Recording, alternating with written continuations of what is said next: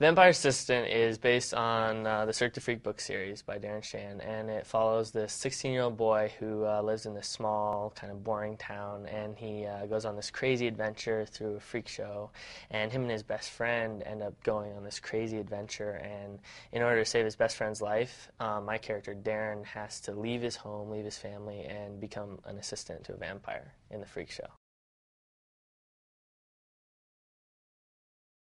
Darren is pretty much, stereotypical, like, goody two shoes, I guess, in a way.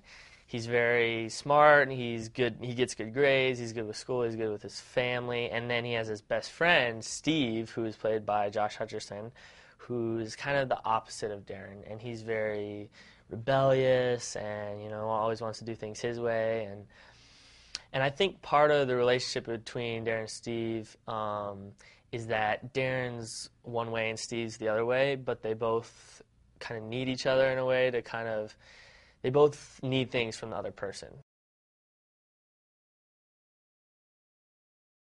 Krebsley's played by John C. Reilly, and John is an amazing actor. I mean, he does comedy. He won, he's did Chicago, which was amazing, and he does all these different things. And for him to be able to play something as dramatic as Krebsley, I think was really, really cool. And he did a really good job pulling it off.